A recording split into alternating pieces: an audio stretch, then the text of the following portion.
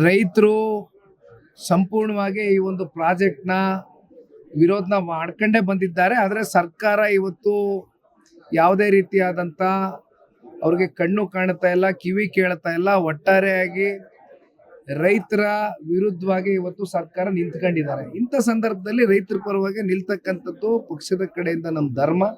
ಹಾಗಾಗಿ ನಮ್ಮ ಜವಾಬ್ದಾರಿಯನ್ನು ನಾವು ಮೆರಿತಾ ಇದ್ದೇವೆ. ಹೇಗಿರುತ್ತೆ ಸರ್ ಹೋರಾಟ? ಎಷ್ಟು ದಿನ ಅಂದ್ರೆ ಯಾರೆಲ್ಲ ಪಾಲ್ಗೊಳ್ತಾರೆ? ಯಾವ ತರ ಇರುತ್ತೆ ಸರ್? ದಿನಕ್ಕೆ ಎಷ್ಟು ಕಿಲೋಮೀಟರ್? 3 ದಿನಗಳ ಕಾಲ ಪಾದಯಾತ್ರೆ ಮಾಡ್ತಾ ಇದ್ದೀವಿ. ಹೆಚ್ಚು ಕಮ್ಮಿ ಫ್ರೀಡಂ ಪಾರ್ಕ್ ವರೆಗೂ ಅಂದ್ರೆ 38 ಕಿಲೋಮೀಟರ್ ವರೆಗೂ ಪಾದಯಾತ್ರೆ. ಮೊದಲನೇ ದಿನ, 2ನೇ ದಿನ, 3ನೇ ದಿನ ಅಂತ ಪಾದಯಾತ್ರೆಯ ಎಷ್ಟೆಷ್ಟು ಕಿಲೋಮೀಟರ್ಗಳು ಹೆಜ್ಜೆಯನ್ನು ಹಾಕಬೇಕು ಅನ್ನುವಂಥದ್ದು ಈಗಾಗಲೇ ಒಂದು ತೀರ್ಮಾನ ಮಾಡ್ಕೊಂಡಿದ್ದೇವೆ. ಸಂಪೂರ್ಣ ಜನತಾದಳ ಪಕ್ಷದ ಕಾರ್ಯಕರ್ತ ಬಂಧುಗಳು, ಶಾಸಕರು, ಮಾಜಿ ಶಾಸಕರು, ಮಾಜಿ ಮಂತ್ರಿಗಳು, ವಿಶೇಷವಾಗಿ ನಮ್ಮ 4 ತಾಲೂಕುಗಳು ಇವತ್ತು ನಮ್ಮ ಜಿಲ್ಲೆನಲ್ಲಿ ಇನ್ಕ್ಲೂಡಿಂಗ್ ಆರವಳ್ಳಿನೂ ಸೇರಿದ್ರೆ ಇವತ್ತು 5 ತಾಲೂಕುಗಳಾಗ್ತವೆ. 5 ತಾಲೂಕಿಂದನೂ ಕೂಡ ಕಾರ್ಯಕರ್ತರಿರ್ಬೋದು, ರೈತರಿರ್ಬೋದು, ಎಲ್ಲರೂ ಕೂಡ ರೈತರ ಜೊತೆಯಲ್ಲಿ, ಬೈರ್ಮಂಗಲ ಭಾಗದ ರೈತರ ಜೊತೆಯಲ್ಲಿ ನಿಲ್ತಕ್ಕಂಥ ಕೆಲಸ ಮಾಡ್ತೇವೆ. ಟೌನ್ಶಿಪ್ ಯೋಜನೆ ಮುಗಿದ ಅಧ್ಯಾಯ. ಇಷ್ಟ ಇರೋರು ಭೂಮಿ ಕೊಡ್ತಾರೆ, ಅವ್ರಿಗೆ ಪರಿಹಾರ ಕೊಡ್ತಿದ್ದೀವಿ ಅಂತ ಈಗ ಅವರು ಏನು ಬೇಕಾದ್ರೂ ಮಾತಾಡ್ಕೊಳ್ಳಿ. ಈಗ ಕಾನೂನಿನ ಅಡಿಯಲ್ಲಿ ನಾವು ಹೋರಾಟಕ್ಕೆ ಈಗಾಗಲೇ ಕೈಗೆ ಎತ್ಕೊಂಡಾಗಿದೆ. ಸೋಮವಾರದ ದಿನ ಫೈಲಿಂಗ್ ಆಗ್ತಾ ಇದೆ. ಕಾನೂನಿನ ಅಡಿಯಲ್ಲಿ ರೈತರ ಪರವಾಗಿ ನ್ಯಾಯಾಧೀಶರು ಯಾವ ಒಂದು ತೀರ್ಪನ್ನ ಕೊಡ್ತಾರೆ, ಯಾವ ಒಂದು ತೀರ್ಮಾನವನ್ನು ತೆಗೆದುಕೊಳ್ತಾರೆ, ನಾವೆಲ್ಲರೂ ಕಾದು ನೋಡೋಣ. ನಾವೇನೇನು ಸಬ್ಮಿಟ್ ಮಾಡಬೇಕು ಅಂಡರ್ ದ ಲಾ, ನಮ್ಗಿರ್ತಕ್ಕಂಥ ಅವಕಾಶಗಳೇನಿದೆ ಅವೆಲ್ಲ ದಾಖಲಾತಿಗಳು ರೈತರ ಪರವಾಗಿ. ರೈತರು ಬಹಳ ಜನ ವಕಾಲತ್ತಿಗೆ ಸೈನ್ ಹಾಕಿದ್ದಾರೆ, ನೊಂದಿದ್ದಾರೆ, ಬೆಂದಿದ್ದಾರೆ. ಒಟ್ಟಾರೆಯಾಗಿ ಇವತ್ತು ಕೋರ್ಟ್ ಅಂಗಳದಲ್ಲಿ ಕೂಡ ಸೋಮವಾರದ ದಿನದಿಂದ ಶುರು ಆಗ್ತದೆ ಫೈಲಿಂಗು. ಅಲ್ಲಿಂದ ಹಿಯರಿಂಗು ಕೂಡ ಬಹುಶಃ ಅದೇ ವಾರ ನಾವು ಎದುರು ನೋಡ್ತಾ ಇದ್ದೇವೆ. ಕೋರ್ಟು ಕೂಡ ರೈತರ ಪರವಾಗಿ ನಿಲ್ತಾರೆ ಅಂತಕ್ಕಂಥ ಒಂದು ಭರವಸೆ ಬಹಳ ಸ್ಪಷ್ಟವಾಗಿ ನನ್ನ ಒಂದು ಮನಸ್ಸಲ್ಲಿದೆ. ರಾಜ್ಯ ಮಟ್ಟದಲ್ಲಿ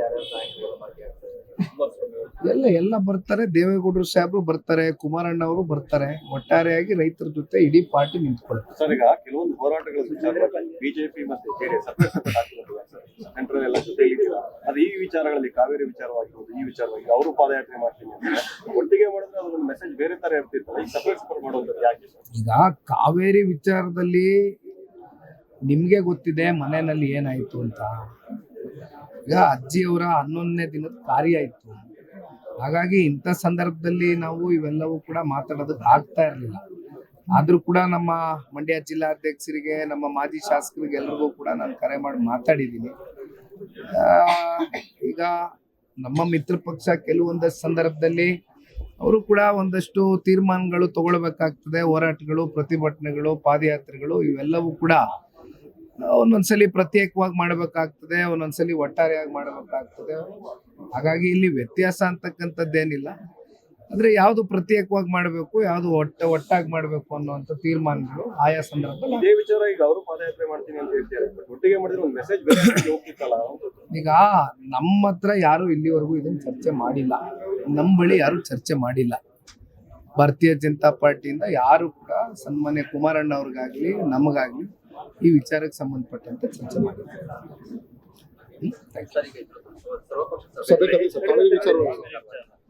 ಈಗ ಸರ್ವಪಕ್ಷದ ಸಭೆ ಬಹುಶಃ ಈಗಾಗಲೇ ನಡೀತಾ ಇರಬೇಕು. ಸನ್ಮಾನ್ಯ ಕುಮಾರಣ್ಣ ಅವರು ಕೂಡ ಹೋಗಿದ್ದಾರೆ. ಎಲ್ಲ ಪಕ್ಷದ ಹಿರಿಯ ನಾಯಕರು, ಮಾಜಿ ಮುಖ್ಯಮಂತ್ರಿಗಳ ಆದಿಯಾಗಿ, ಮಾಜಿ ಮಂತ್ರಿಗಳ ಆದಿಯಾಗಿ ಬಹಳ ಜನ ಇವತ್ತು ಕಾವೇರಿ ವಿಚಾರಕ್ಕೆ ಸಂಬಂಧಪಟ್ಟಂತೆ ಇವತ್ತು ನಿಮಗೆ ಗೊತ್ತಿದೆ, ಇವತ್ತು ನೀರಿನ ಶೇಖರಣೆ ನಮ್ಗೇನ್ ಆಗಬೇಕಾಗಿತ್ತು, ವರ್ಷದ ಮಳೆಯ ಒಂದು ವಾಡಿಕೆ ಕಮ್ಮಿ ಆಗಿರೋ ಹಿನ್ನೆಲೆಯಲ್ಲಿ ನಾವು ಸಾಕಷ್ಟು ಕೇವಲ ಹಳೆ ಮೈಸೂರು ಪ್ರಾಂತಿ ಅಂತಕ್ಕಂಥದ್ದಲ್ಲ, ಅದು ಕಿತ್ತೂರು ಕರ್ನಾಟಕ, ಕಲ್ಯಾಣ ಕರ್ನಾಟಕ ಎಲ್ಲ ಸೆಕ್ಟರ್ಲ್ಲೂ ಕೂಡ ಮಳೆ ಕಮ್ಮಿ ಆಗಿದೆ. ಹಾಗಾಗಿ ನಮ್ಮ ಅಣೆಕಟ್ಟುಗಳಲ್ಲಿ ಏನು ನೀರು ತುಂಬಬೇಕಾಗಿತ್ತು, ಒಳ ಹರಿವು ಏನು ಬರಬೇಕಾಗಿತ್ತು, ಅದು ನಾವು ಅನ್ಕೊಂಡ್ ಮಟ್ಟಕ್ಕೆ ಬಂದಿಲ್ಲ. ಹಾಗಾಗಿ ಈಗ ತಮಿಳುನಾಡುಗೆ 15 ದಿನ ಪ್ರತಿದಿನನೂ ಕೂಡ 3,500 ಕ್ಯೂಸೆಕ್ಸ್ ಅಷ್ಟು ನೀರು ಬಿಡುಗಡೆ ಮಾಡಬೇಕು ಅಂತಕ್ಕಂಥ ಏನೊಂದು CWMA ಕಡೆಯಿಂದ ಒಂದು ವರದಿ ಪ್ರಕಟಣೆ ಆಗಿದೆ. ಆದ್ರೆ ನಮ್ಗೆ ಎಷ್ಟರ ಮಟ್ಟಕ್ಕೆ ನೀರಿದೆ, ನಾವು ಎಷ್ಟು ನೀರನ್ನ ಬಿಡಬಹುದು ಅಂತಕ್ಕಂಥದ್ದು. ಯಾಕೆಂದ್ರೆ ಮತ್ತೆ ಕೇರಳದಲ್ಲಿ ಮಳೆ ಆಗಿದೆ, ಕಬಿನಿ ಜಲಾಶಯ ಮತ್ತೆ ತುಂಬ್ತಾ ಇದೆ. ನಿನ್ನೆಯಿಂದ ಅದನ್ನು ಕೂಡ ಹೊಸದಾಗಿ ಸುದ್ದಿ ನಾವು ಕೇಳ್ಪಟ್ಟಿದ್ದೀವಿ. ಆದ್ರೆ ಇವೆಲ್ಲ ಸರ್ವಪಕ್ಷದ ಒಂದು ಸಭೆಯಲ್ಲಿ ಮಾಜಿ ಮುಖ್ಯಮಂತ್ರಿಗಳ ಆದಿಯಾಗಿ ಇಂದಿನ ಮುಖ್ಯಮಂತ್ರಿಗಳ ಆದಿಯಾಗಿ ಕೂತ್ಕೊಂಡು ಒಟ್ಟಿನಲ್ಲಿ ನಮ್ಮ ರೈತರನ್ನ ಉಳಿಸ್ತಕ್ಕಂಥದ್ದಕ್ಕೆ ಯಾವ ರೀತಿ ತೀರ್ಮಾನಗಳು ತಗೊಳ್ಬೇಕು ಅಂತ ಚರ್ಚೆಗಳಾಗ್ಬೇಕು, ಆರೋಗ್ಯಕರವಾದ ಚರ್ಚೆಗಳಾಗ್ಬೇಕು. 13ನೇ ತಾರೀಕು ಕರ್ನಾಟಕ ಬಂದ್ ಕರೆ ಕೊಡ್ತಾರೆ. ತಮ್ಮದು ಬೆಂಬಲ ಇರುತ್ತೆ ಸರ್?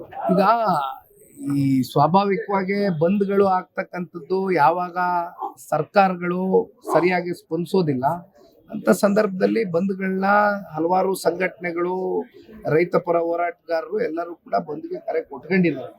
ಹಾಗಾಗಿ ನಮ್ಮ ಬಂದ್ಗೆ ಅವರ ಜೊತೆಯಲ್ಲಿ ಜನತಾದಳ ಪಕ್ಷ ಕೂಡ ರೈತರ ಜೊತೆ ನಿಲ್ತಕ್ಕಂಥ ಒಂದು ಕೆಲಸ ಮಾಡ್ತೀವಿ. ಕರ್ನಾಟಕ ನ್ಯೂಸ್ ಬೀಟ್ ಫಾಲೋ ಮಾಡಿ, ಸಬ್ಸ್ಕ್ರೈಬ್ ಮಾಡಿ.